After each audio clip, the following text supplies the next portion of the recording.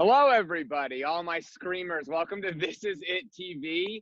I'm your host, Mike Rabinowitz. We're here in my lovely office of Tactics Real Estate Advisors over at 2 Logan Square. It's a beautiful day, thankfully. The shades will come off and on periodically. My special guest for the day is Cheldin Barlatt Rumer. We are very excited to share her story with you. And Cheldin, say hello. I'm going to say hello. This is very comfortably uncomfortable at the same time. I kind of like it. I'm not going to lie. I'm like letting you, we discussed before we hit record. I was like, how are we going to do this? But I kind of like this. I'm Cheldin Barlatt Rumer, CEO and executive producer of This Is It Network. And I've let my friend, Different platform. let my friend Mike take over. Well, what we've talked about is that I have such an experience interviewing people. This is my first one. But, you know, first is usually the best is how I've learned. And I felt that a lot of people have known your platform and a lot of people have been able to tell their stories on your platform. But I feel like your story got lost in the shuffle along the way. And I think that in order for people to come and watch your network, they should know who they're talking to on a more personal level. And that's what I want to do for you today. I'm spoiled. I love that. Thank you so much. You're so nice. You're so kind. This is all about you today. And a little bit of me, but mostly about you. Right. So be careful what you ask for, love. You're asking for a talk to talk, so I'm in. I'm ready to go. And why don't we start from the beginning? Okay, start. So, Cheldin. Yes, my love. From the very beginning, I want you to take us through your journey so far that led you to me on my show. Now, you were born originally in West Africa, correct? I didn't think I knew that. I was born in Sierra Leone, West Africa, so I am an immigrant. I became a U.S. citizen my senior year of high school. I was a Division I athlete, so I played field hockey and ran track for LaSalle. And so as I was negotiating colleges and being recruited and doing all of that kind of stuff, I was like, oh, it's time. And myself and my parents became citizens at the same time. So that was fun. It's wonderful. Yeah, that was fun. And so did you start playing, so you were track, you were field hockey, correct? I was fast. Is that high school where you fell in love, or was it just like I was fast, I could run? So let's talk about to set the stage, recess. I don't know. I mean, I'm a little older than you, but at recess, there used to be these, like eraser game. That's when there was like chalkboards, and like kids would have to take the eraser from one side of the gym and put it on the other side of the gym, kind of suicides, or you know what I mean? Gotcha, understood. Yeah, I know it. Be able to figure it out. And so it was very simple, and we got in line and we did it and whatever else. And I found out very quickly that I was faster than the majority of the boys in my class. Like, and this is like 3rd, 4th grade. And so I saw the gym teachers kind of like, what's going on with this little one, right? Kind of thing. And they were like, oh, do it again against Johnny or whatever it is. And I was like, at that point, not only did I get the reaction that I wanted, which would manifest itself as an adult and like my need for attention, but also I realized that I had a skill, that I was super, super fast, like ridiculously fast. And so I still hold the record for the 200 at my high school. And so I was a sprinter, and so in field hockey, I was definitely more sprinter than skill, but the sprinting definitely helped. And then I played field hockey all 4 years of college at LaSalle and only ran track for 2. I decided to become a little bit more social my junior and senior year at LaSalle. Yeah, that sounds about right. I'm surprised it took you that long. So you're a student athlete. What were you interested in brand marketing at the time? I wanted to be on MTV, if anybody could remember that. Like, so there was like MTV Spring Break. Like, I envisioned myself at the time. Again, I had a field hockey track Division I body, so I envisioned myself in like a bathing suit on the beaches of Cancun, introducing Eminem. Like, that's what I wanted for my life, right? And so I quickly realized that wasn't the easiest way. And I had an advisor who said, you need electives, take a marketing course. And I took maybe don't just do that. Yeah. Maybe don't, because they were talking to me about the journey of doing that, right? You know what I mean? And the journey of kind of being an on-air personality, and in a lot of cases, you had to go to really, really tiny markets in the middle of like unknown places and like broadcast Little League games and pet, contests and like kind of thing. And so I began to lose like the luster in it, but I naturally was a communicator. So I had taken a marketing course and I was like, this is how they make money. And then I took like a publicity course and then I just kind of fell in love with the process. And then upon graduation, I took a sales job selling selling advertising for a medical magazine, so it wasn't sexy. It was awful. But I was good at it because I was shameless and I didn't mind cold. Right. You just smiled and dialed. I get it. Yeah, smile and dial, like read the paper. You know what I mean? You read the paper. You were like, you refuse to be emotionally connected to like the Nebraska, help wanted ad I was selling or whatever it was. And I met some amazing people, but at the same time, it was 1999. So I know I'm aged. I'm proudly 42. Wow. And so, right. Okay. Enough with the wows. One wow was fine. You don't look a day over 32. Oh, you're sweet. I'll send you the check. Okay, so then, but all my boys, which still have .coms today, were launching all the .coms. So there was like Philly Tonight and upcomingevents.com and all these amazing guys that I'm still close with and friends with now. I would help them throw events, and there were printing companies that I was working with, and I'd leave my sales job from 9 to 5, and then I'd head into the city and hold clipboards and you know what I mean, and be part of the door and like, like be part of the nightlife space, which was super, super fun and challenging. I've always wanted to be an entrepreneur, but that's a challenging thing. And I fail more than I win at the journey. I started so crazy. So that's how it began, my need. Okay. My loving. Then you endured the entrepreneurial process for a little while, and you were kind of the grunt and I was learning what you can. I was. When did you say, I can take the jump and I can do this for real? So a couple times. So I decided to leave this advertising sales job, and I thought that I could create my own magazine on my own, which was a disaster. And my father still has them in boxes in his basement. What was it called? It was called Our Magazine, Philadelphia's Guide to Something. And it was a pocket size. Right. You know what I mean? It was pretend like you don't remember the entire visual of the magazine. Completely. And my African father keeps them as a reminder of not listening to his lifelong direction. So they're like in the house. Every time, like every Christmas, I think he puts them out with the cookies. I mean, I can't. So yeah, it's like that kind of thing. So I had, did that, and I was naive, and you couldn't tell 22-year-old Cheldin anything. Like I got it. I'm going to be a CEO. I have it figured out, and I'm a wrangler. So I recruited my best friend from home, and he was handling the writing, and I recruited people to do the layout, and I am good at that, like kind of creating that kind of enthusiasm, and I failed horribly. I spent more money, finance, like I know what I'm good at. Economics and accounting is not one of them. And so I went home to New Jersey, where back with my tail between my legs to my West African parents who were very, very concerned. I was working at a gym because I was like, the muscle memory was still a thing. You're an athlete, right? And then there was a building that we're building in Atlantic City called Borgata. And so it just happened at the same time, like my demise and the building of the Borgata were happening simultaneously. And so I lobbied aggressively to get that job. And out of there was 5,000 employees when they opened. I was employee number 269. So I was there before there was walls, and it was amazing. So inappropriately, like I was too young and too obnoxious to even appreciate the way that I should have. But that's when I really began to love like production and storytelling and all that fun stuff. And you didn't let your failure kind of keep you down at all. I mean, if anything, it sounds like it was fuel for the fire.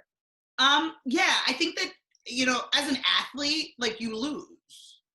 You know what I mean? You lose. And you lose on Saturday or Sunday, depending on when you play, and you still have practice on Monday. Like that's just like the way an athlete kind of functions, Right. right? And so, but it's still painful when you lose. So I can't say that I didn't go through it. And I can't say that I was like, okay, like next, you know what I mean, kind of thing. Yeah. Working in the gym, and I was making protein shakes, and I was in my feelings.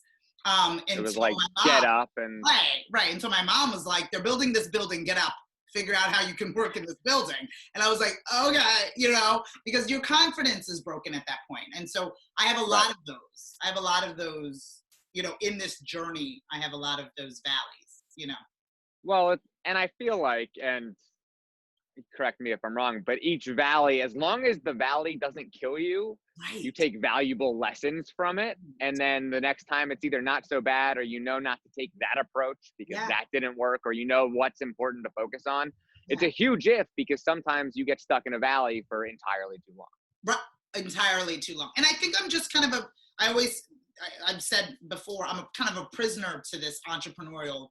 I'm a glutton for punishment. Like I don't. Right. I've tried. I've Right. tried to be happy working for someone else and in an environment. I just find myself so dissatisfied in the process, to the point where it becomes distracting and I'm not my best self. And I always find that I am my best self when I'm executing something in which I have created. And so I've kind of owned that now. So we're now in 2005. You're 20 years old. You're a Yeah. entrepreneurial masochist working at the Borgata. Yeah. How Yeah. how long were you there, and what happened after? Yeah. I was only there for 2.5 years. I've kind of, Okay. Again, by then my head was, I was unmanageable, because it Hmm. was the time of, J-Lo and Ben. I'm like that, aging myself. That it was like hanging out with Bruce Willis. It was, I was the only person within the public relations department at the time, and so I was wrangling these celebrities and doing all of these things, and I was talking about the spa on the Today Show, or working with the Today Show in the morning, and then I would go and deal with DJ AM, God rest his soul, in the evening. Yeah. And then I was doing like all of these different scenarios all of the time, and it was just so high energy and so amazing. And there was I felt at the time there was little place for me to go. I mean, I should have, in retrospect, and the lessons learned, shut up, sat down, and just kind of been in the space. But I was like, you know what? There's more. I miss Philadelphia. I mean, again, I was in Atlantic City. For me, it was going home, because I grew up in Galloway, Hmm. New Jersey. So I really missed the metropolitan city type of scenario and the feel of what that looked like. I was kind of always in the building. So I Hmm. missed friends and socializing, and like I was all about Borgata. And so I decided to take my Rolodex and head back to Philly to start my own agency again. So I went from losing the magazine, desperately failing, and then again, a glutton for punishment. I'm going to go back and create an agency at that time. I just started consulting in the nightlife space. I worked for a company called East Coast Saloons, which is the parent company of what is the McFadden's brand. And I traveled Okay. around with them for quite some time, opening Irish pubs. And so I opened Borgata. I opened McFadden's at the ballpark. I opened Columbus, Ohio, and I was part of the team for Las Vegas and for Glendale, Arizona, and a number of different other projects in which I worked with them. So it went from multi-million-dollar budgets to beer and chicken wing budgets, but literally, but I Yeah. learned the fundamentals were the same. So that Right. in and of itself was an education. Nightlife. You're just playing the same game.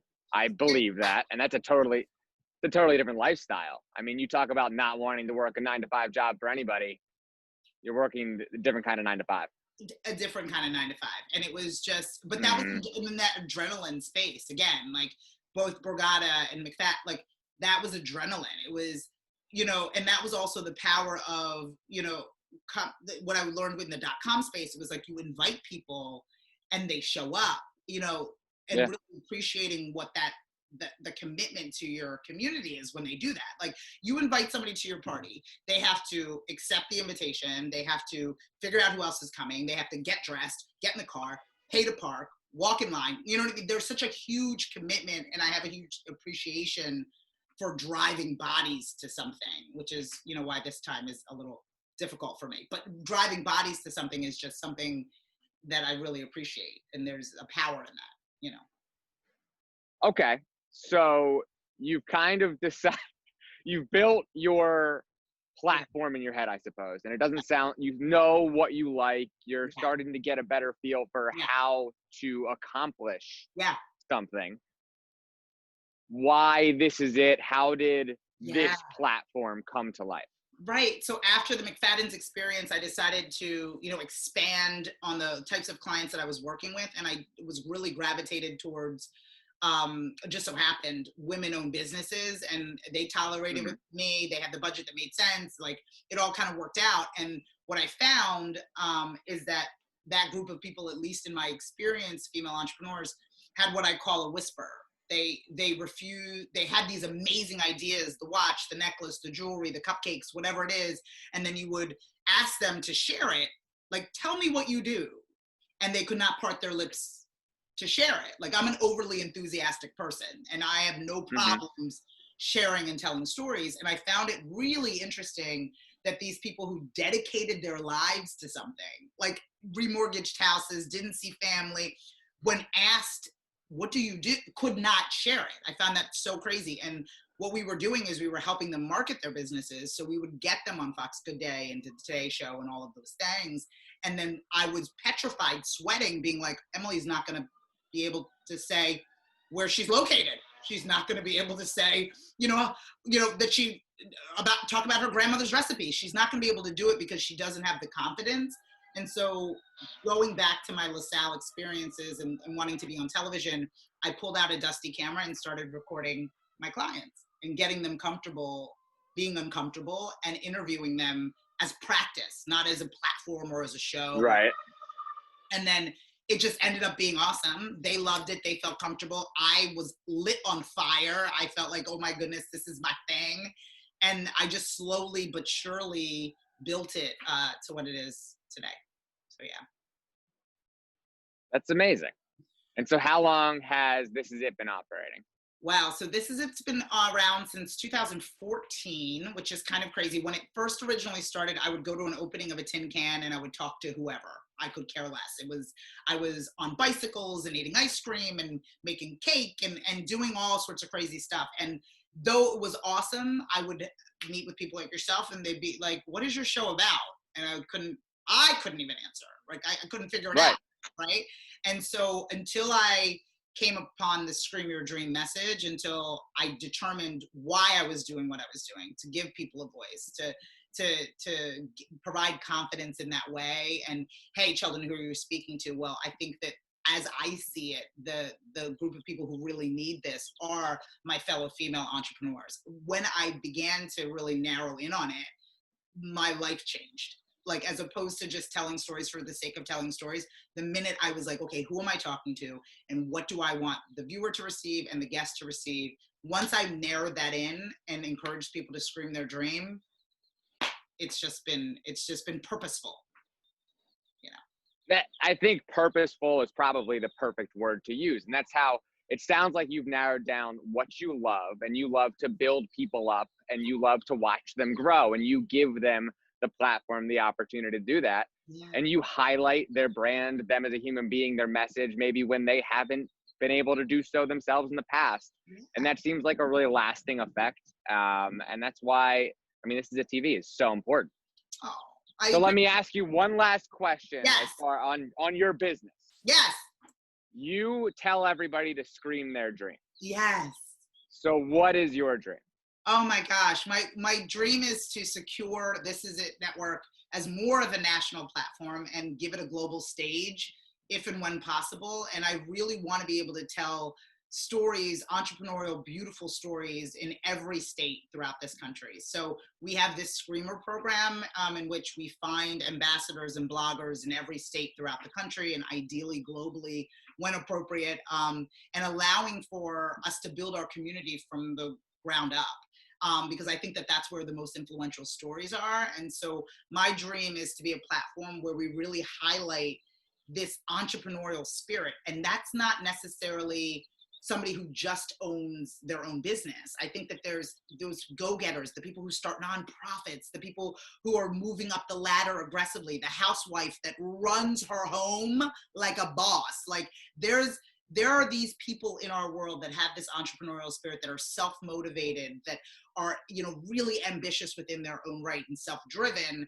I think that they need a place to be celebrated. And so my goal is to, again, secure it nationally and work with brands and individuals to make sure that their stories are told. So yeah. That's great to hear. Well, Cheldin, I appreciate you coming on to my show. You are one of my favorite people. I am so looking forward to what you're able to do in the future and how you're going to build your brand and bring This Is It TV to not only the rest of the country, but the entire world. And I appreciate you using your platform and your status for good, because we need a little bit of more of that every single day. I love that. Thank you so much. This was so much fun. This is so much fun. I can't stand it. Now I'm addicted to this experience. We're going to have to hang out a lot more often, my friend. Well, this was kind of my goal into doing that. I have so many more topics that I can ask you about. I mean, whenever you're ready. All right. Well, twist my arm. Well, we're going to have to figure it out. I adore you. I adore you. Well, if people want to get in touch with you, love, where are they going to find you? I'm a difficult guy to find. You can find me on our website. I work at tacticsrealestateadvisors.com. It's TACTIX. You can also find me on LinkedIn. My name is Michael Rabinowitz. You'll recognize the face, I'd hope. Yeah.